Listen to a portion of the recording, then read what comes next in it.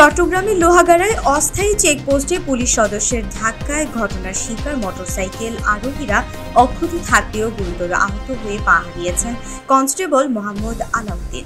অভিযুক্ত পুলিশ সদস্য মোহাম্মদ মনসুর লোহাগাড়া থানায় কর্মরত ছিলেন বলে জানা যায়। বিষয়টি নিয়ে সামাজিক যোগাযোগ মাধ্যমে ছড়িয়ে পড়া ভিডিও ব্যাপক আলোচনার জন্ম দিয়েছে।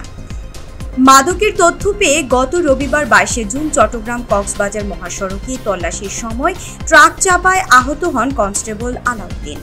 ফুটেজে দেখা যায় মোটরসাইকেল থামাতে গিয়ে মনসুর ধাক্কা দেন পেছনে বসা যাত্রীকে। এরপর মোটরসাইকেল নিয়ন্ত্রণ হারিয়ে পড়ে গেলে সহকর্মী আলাউদ্দিন ট্রাকের নিচে চলে যান। চট্টগ্রাম জেলা পুলিশ ঘটনার তদন্তে অতিরিক্ত পুলিশ সুপার শেখ মোহাম্মদ সেলিমকে প্রধান করে 3 সদস্যের কমিটি গঠন করেছে।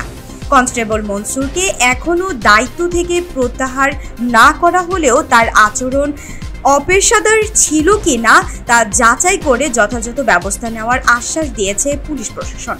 আহত আলাউদ্দিন বর্তমানে হাসপাতালে চিকিৎসাধীন রয়েছেন।